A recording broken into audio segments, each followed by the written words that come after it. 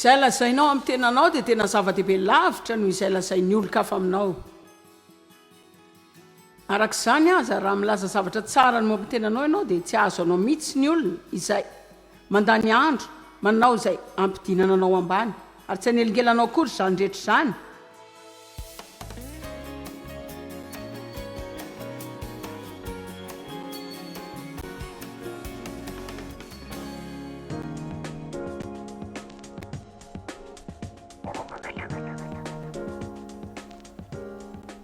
Androany aho dia hipetraka eto ary hiresaka aminareo mikasika zavatra izay afaka ataonareo fanahinina hameno fifaliana eo amin'ny fiainanareo. Firy aminareo zao raha manana olana nareo dia tianareo mihitsy raha misy olona milaza ny fomba manareo izany. Hitanareo za zao tia mihetsika ka tsy tiako izany hoe manana karazana olana izany ka tsy mahalala izay anaovako azy akory fa tiako ny mitady vahaolana ka dia ho lasa karazana fangaron-javatra ao antsika izany androany. Raha ny hevitra ary isan'ny zavatra izay tiako menanareo amin'izany dia ny ahafahanareo mankafy ny fiainanareo mihoatra no izay ataonareo ankehitriny. Fanjakan'ny lanitra dia tsy zavatra akory tsy mba amin'ny fihinanana fisotroana fa amin'ny fahamarinana, fiadanana ary fifaliana ao amin'ny fanamasina. Kristianina mila malala hoe izy eo amin'ny Kristy. Rehefa takatrao ny hoe fahamarinana dia izay ianao no vita fihavanana amin'ny tenanao.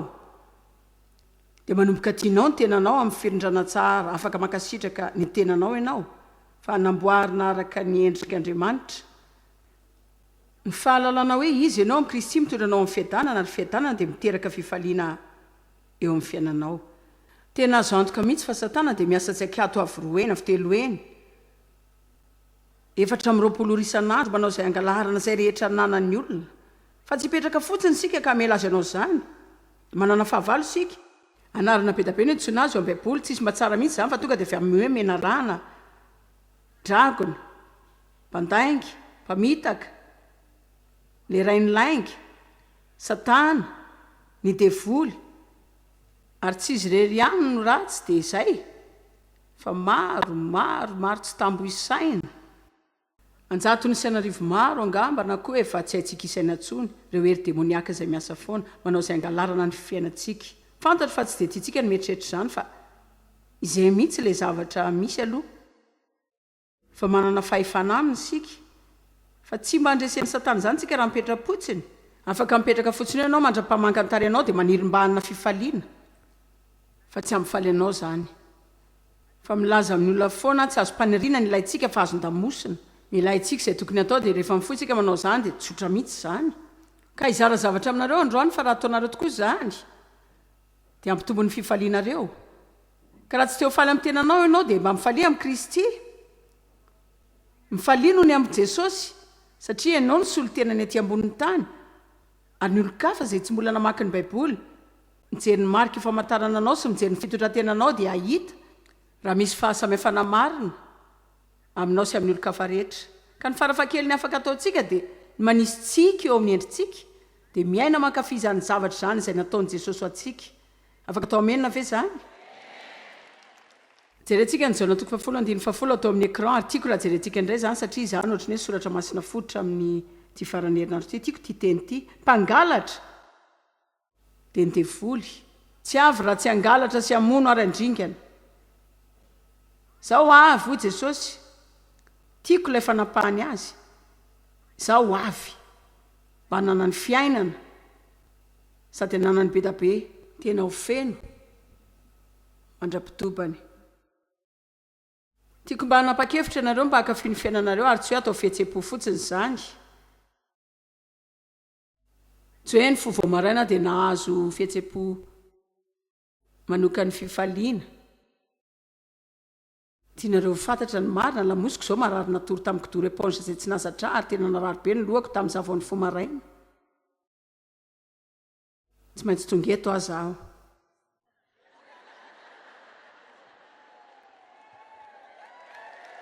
Amen.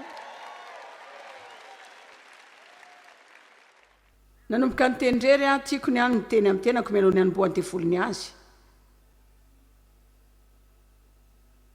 Raha amin'ireo zavatra izay nilazaiko tamin'ity maraina ity izao ny tiako ny fiainako. Tiako ny ataoko, tiako ny asako, tiako ny manampy olona, tiako zany. Tsy tsaroko akory le fanelingelana tamin'ny vaomfoa, fa manao fananiana makafy ny androko ary makafy ny tenako eto ampipetrahana miasa eto, andeha akafy ny tenako satria Jesosy maty mba hahafahantsika manana sy makafy ny antsipiriam-piainantsika.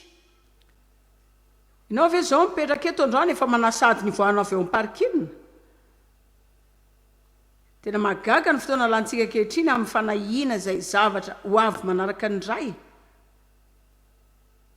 Aizo, ka ny zavatra voalohany afaka ataonao hanampiana ny tenanao dia mitandrina ny fomba fisainanao, satria afaka misaina famana olana ianao.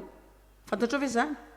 Fa mila mandinika tsara ianao mikasika an'izay ho sainao dia manapa-kevitra ny amin'izay ho famana olana. Nahoana? Satria izay fisainanao no lasa ianao. Tsy tapitra izany mihitsy ny firesako mikasika ny saina, vao nanoatra boky aho zao ny amin'ny saina antsoina hoe herin'ny fisainana. Ny boky tsara indrindra aloha dia ilay hoe tany anatin'ny saina. Sika izay manana ny tany anatin'ny saina ho an'ny lehibe, dia manana koa ny tany anatin'ny vavaky ny saina, dia manana koa ny tany anatin'ny saina ho an'ny ankizy, dia manana ny tany anatin'ny saina ho an'ny tanora, dia manana koa ny boky fianarana tadidin'ny saina, DVD, CD, dia hoy ianao hoe tena maninona n'izany rehetra izany. Satria sika tena mila samby feno fanampiana ao an-tsaintsika ao. Laza feno ny Baiboly fa Jesosy maty mba hahafahantsika tena manana fiainana sambatra marina. Fa ny fomba tokana izay hahafahantsika matsapy izany dia amin'ny alalan'ny fanavaozana, feno, sy tanteraka ny saina. Satana dia mpamitaka, feno ny lainga ao an-tsaintsika ao. Tsisy fomba hahafahanao makafy ny fiainana anananao mihitsy. Dia manana olana betsaka ianao mba hankafizanao ny fiainanao. Ka raha tsy fantatrao ny famarinan'ny ten'Andriamanitra fa hoe Jesosy efa tonga mba hahafahanao manana sy mankafy ny fiainanao dia lasa mino lainga Satana ianao, ka izay verinao no lasa ianao. Fa raha fantatrao ny fahamarinan'ny teny ary koa ange ny fahamarinanao dia ilay zavatra izay mandresy ny fahasopana tenana, tsisy afa-tsy izay. Raha mahatramin'ny teniko nareo dia ho fantatrareo ny marina ary ny marina no hanafaka anareo tsy ho andevo. Ka rehefa ampiarinao amin'ny fiainanao ny fahamarinana dia hanafaka anao izany. Ka tena te-hiteny izany mafy sy mazava amin'izao maraina izao ho an'ireo izay mijery tele, afaka heverinao izay mba tianao heverina, fa tsy voatery isaina izay rehetra ao andohanao ao ianao. Afaka manao izay saininao ianao, ary raha maranitra tsara ianao dia hanomboka isaina zavatra izay manome hery ao amin'ny fiainanao, dia hanomboka hihevitra herin-tsaina ianao, fa tsy hevitra mampalahelo. Amen. Mabolana 3:7 fa tahaka ny heviny ihany ny toetrany. Ka raha mihevitra alahelo ianao dia misaina tezitra dia ho malahelo sy tezitra ianao zany. Misaina hevitra fifaliana ianao dia ho faly ianao. Raha mihevitra fisaorana ianao, fisainana mahomby dia ho lasa olona faly ianao. Raha mihevitra fisainana tsy mahomby ianao, saina mitsikera foana, ny any ataonao dia ny ahitany tsy mety foana. Enatra no azonao raha zany ihany mba sainao teto hatramin'izay manazay. Olona tena mazava loatra ilay jiro, tokony mpampian'izy ireo jiro. Amen. Ore olona, hitanareo mafy loatra ilay mozika azy, zany rehetra zany efa malasa dala mihitsy falazaiko anareo. Tena mampalahelo zany. Rehefa avy izay dia niasa mafy dia nahazo taratasy avy tamin'olona hafahafa ndray izay. Tsy nitady afa-tsy ny ahita zavatra ho tsikeraina foana. Fa mila miala amin'izany toetra izany sika. Mila tezerantsika ny devolon-tsikera, ka ilaza hoe tsy mba hiaino ohatr'izany fa betsaka zavatra tsara mandalo amin'ny fiainako, ary ho trandrahako izany dia ho saitsainiko foana izany dia ho resahako foana. Raha misaina hevitra tsara ianao dia ampitombo ny fifalianao, mbola ankafy ny fiainanao mihoatra. Ka nahoana moa ny olona misaina sy maranitra no andeha hihevitra zavatra izay ianao azy ho mahantra indray?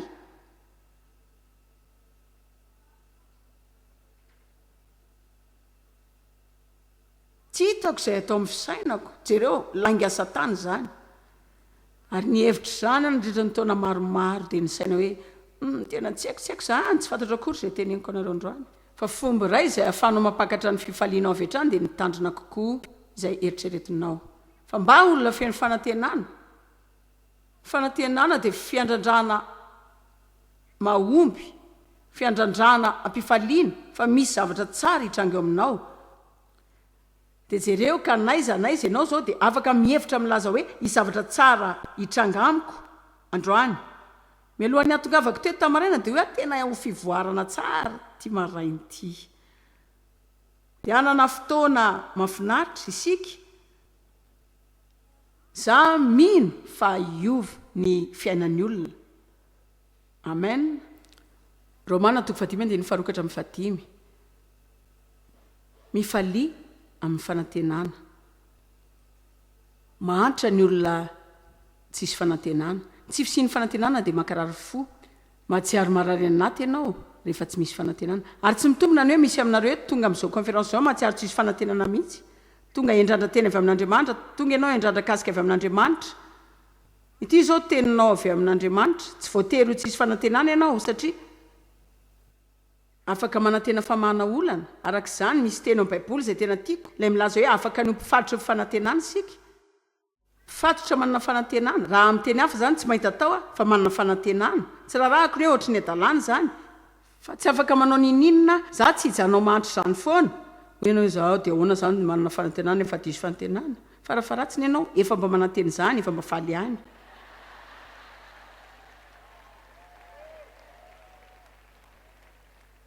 raha ohatra ilay olana zany tsy handeha arak'izay nilavanao azy dia izay zany tsy handeha arak'izay fomba heveranao azy zany dia izay fa tsy misy tokony anaovana fananiana manimba tena izany fa amin'ny alala no azotsika fahafahana fidirantsika fahafahantsika miditra amin'ny finoana sy ny fahasoavany toetra ny fahatsaran'Andriamanitra dia amin'izay joroantsika mafy sy voaro ary aoka isika hifaly sy ioby amin'ny fanantenantsika ndrehetra na hoe fanantenana ny amin'ny fanandramana sy fankafizana ny voninahitr'Andriamanitra ambon'izany aoka isika ho feny fifaliana roviana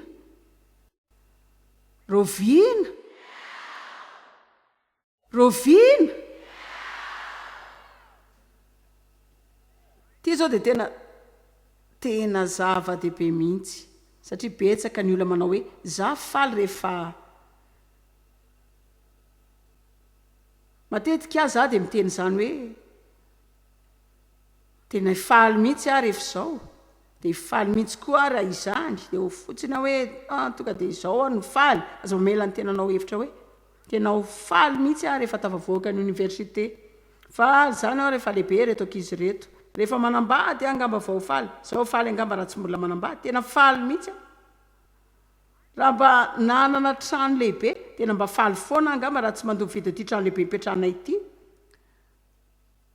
tena faly aho zao raha mba mahazo asafa tsy fa mbola hisy zavatra hangalatra ny hafalianao foana mandra-panampanao hevitra fa tonga dia ho faly ianao zao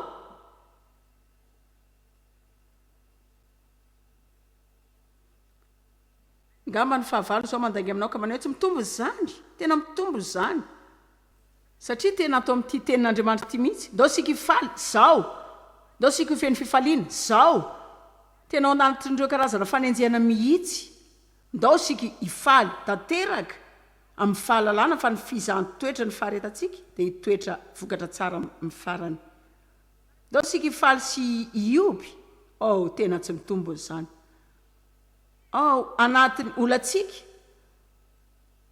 Andriamanitra fa maninona Andriamanitra mitady antsika mba ho faly raha manana olana sika satria ny hafaliana mitondra hery ary ny alahelo manimba anao mampalemy anao zany izay rehetra mikasikasa saina fahakiviana na fahatsopanantenana na fahatrana dia arina fa manala ny tena fiainana aminao fa ny tsara ny fimehezana tsara avy-ao-po dia tahaka ny rivotra tsara mitsoka mamelona ny fiainanao rehetra reny fa manandratra anao zany mampiakatra anao zany tsy ho azony devoly tsony ny fifalitsika tsy rarany ataonao tsony izy tsy raraha izay fitaovanao an-trano simba rehetra ao izy tsisy raraha intsony zany fifalianao angeny tadaviny mpangalatra fifaliana izy amen ka tonga dia mifalia zao falia ao amin'ny olanao falia ao amin'ny fahorianao tsisy fomba avitany olona zany raha nkintsika amin'ny fihetsem-po zany natonga ahy nianatra taoriana 5 taona tao amin'ny tenin'Andriamanitra ka afaka atao amana olana zany tena lehibe tamiko mihitsy 7 lasa tamin'izah tena nianatra dia nianatra nandeha tanteraka tamin'ny fitiavana. Ahoana moa ny hitiavanao olona izay tsy tianao akory? Fa atao fananiana izany. Tena mahafinaritra izany hoe mianatra tsy mila miandro matsiaro ity zavatra iray izay vao manao azy. Fa afaka manao fanahiniana. Tomba ianao izay isaky ny manao ny tokony atao foana na dia efa diso aza. Ianareo avy isaky ny manao ny tokony ataonareo na dia matsiaro diso tanteraka aza, afaka manao ny mety ianao na dia tsy tianao aza ny manao izany fa ampitombo anao izany. Arakaraka ny andratrany dia miamitombo koa ianao. Misy aminareo sao manao hoe tena zangy efa mitombo araka ny lavako azy. Ary fantatro tamin'ny namakiko izany taona maro lasa izany Andriamanitra dia mananatra sy manana fahaiza rehetra tiany. Nisy andro any hevitra fa tsy tia loatra izy. Nianatra mihoatra lavitra noho izany aho. Tao jerentsika indray satria tena tsara mihitsy izany. Ary tsy izany ihany fa aoka isika hifeny fifaliana, aoka isika hifaly sy ioby amin'ny olonantsika ary hifaly ny amin'ny fahoriantsika. Fa fantatsika fa ny olana sy fahoriana ary ny ady dia mahatonga faharetana sy fiaretana mafy. Ary ny faharetana mahatonga fahatsara-panahy voazatoetra, maneho finoana sy maneho fahamarinana. Izany toetra izany mahatonga tiako ty fahazarany ity, hafaliana sy fanantenana matoky ny amin'ny famonjena mandrakizay. Lasa fahazarana izany. Amboary ny sainao androany. Fanao fananiana ankafiny fiainana ianao. Tsy manino izay olana nentinao avy any, tadava zavatra androany izay afaka hifalianao. Mieritreretra zavatra izay afaka ny amin'ny faly anao. Andana dia mitahi olo-kafa. Fa aza manaiky izany hoe ny andronao dia ho 420 ora ny alahelo sy fahoriana ary fisainanareo zavatra tsy mahomby mety hisy eo aminao izay afaka saininao. Fomba voalohany ahafahanao mampakatra ny fifalianao dia ny fanaovanao zavatra mikasika izay mitranga ao an-tsainao ao. Inona no mitranga ao amin'ilay fiainanao anaty ao? Inona marina no mitranga ao amin'ny tranonao miafinao? Ahoana ny fiteninao amin'ny tenanao? Izany izao eritreritra. Izany dia ao anaty eritreritra daholo.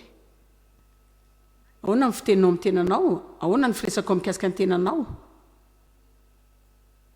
Izaho miteny tsara momba. Raha ohatra ka tsy misy olona manao izany.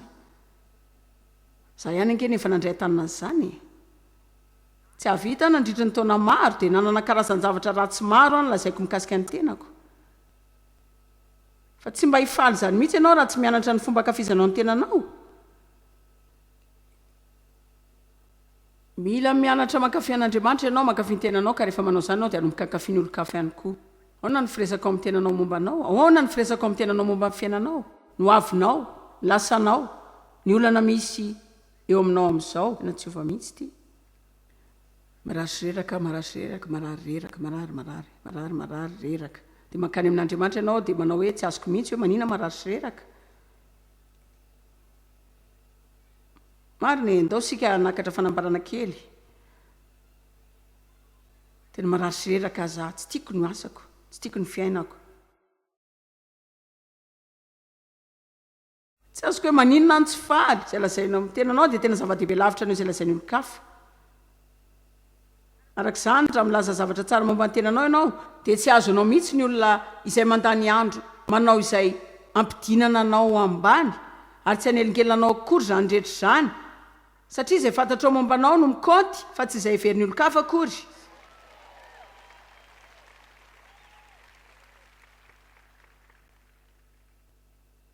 Fitenenana amin'ny tenanao dia mahazo ny toetranao tanteraka.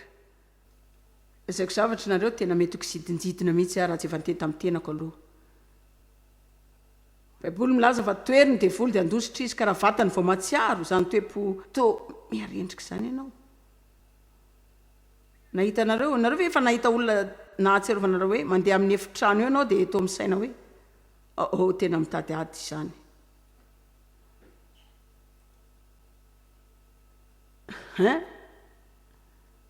Reniko na dia miezaka ny tsara azy efa 40 taona sy tapany ary miaina any amin'ireny fitaizana be antitra ireny izy dia manana ny efitrano manokana izy fa tena manana olana goavana mikasika ireo masony.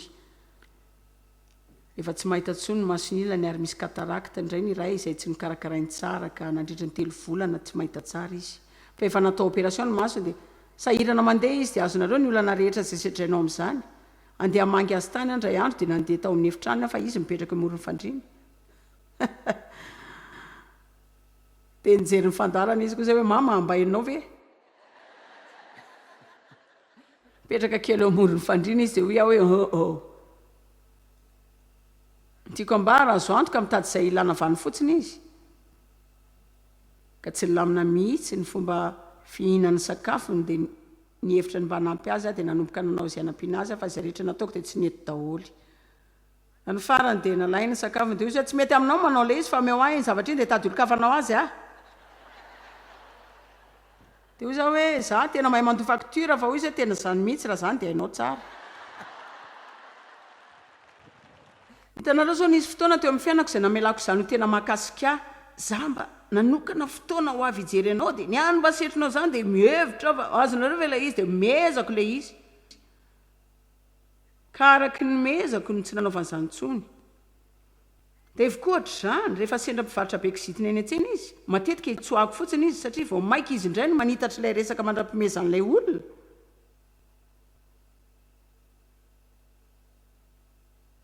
zany mihitsy inony zao makizitina anao eo asio tsikitsik kely aloha dia avy eo lasa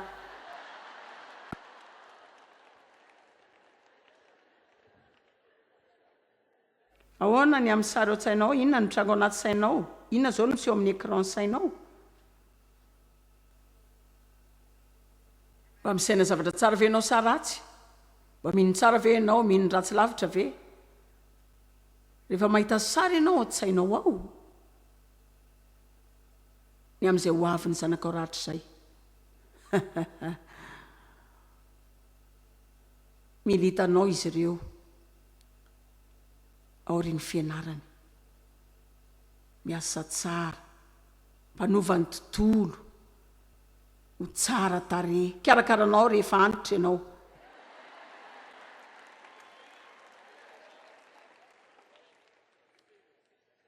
ianao nge fa nilaza tamin'ireo zanako jereo raha tsy mahavita manao zavatra reritsony dia zao ny zavatra ilaiko mila manao vola isan-kerinandro mila manadio isan-kerinandro mila misotro dite roa isan'andro iray amin'ny maraina ny iray eo amin'ny amin'ny roa atoandro eo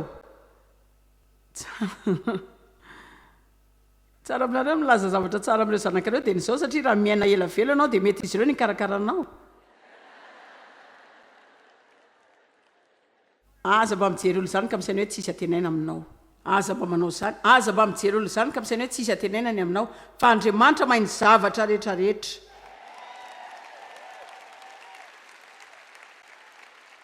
ahoana mikasika ny toetranao ahoana ny paoziny toetranao tsy toetra avokoa ny zavatra rehetra kanefa tena zavatra mandany zany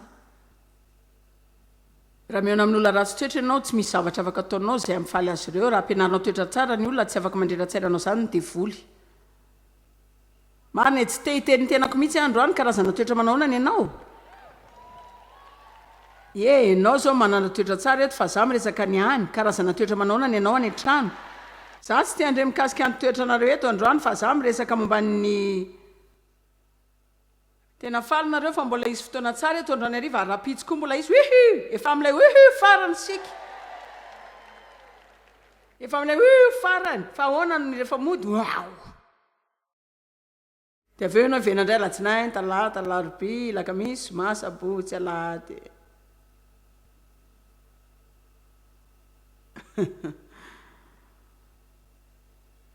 baiboly milaza fa nitoetranao amin'ny efesianina faefatra andiny fahatelo amby roapolo dia milaza mila vaozina isan'andro ny toetranao raha ny fomaraina ianao dia to tsy falifaly zany tokony mba nanana resaka ny tenena tamin'ny tenanao fa tsy fahatson'olo kafe eto amboniny tany akory ny foazanao maraina niaraka tamin'ny fakisitinana fa miresaha amin'ny tenanao ka raha tonga amin'izany hoe fifoazana maraina diso zany ianao dia mandehana miverina matory indray dia mifo azy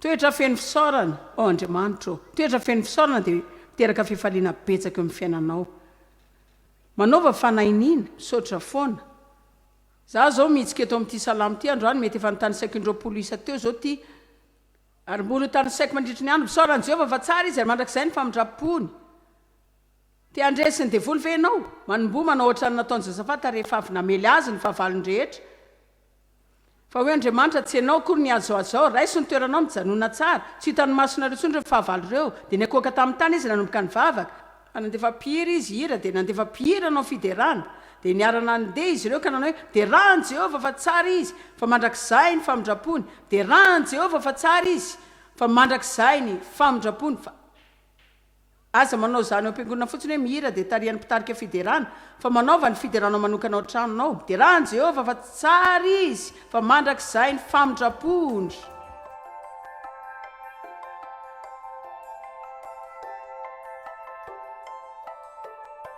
Ity programa manaraka ity dia novidinina manam-piara-miasa amin'ny ministera Joyce Meyer.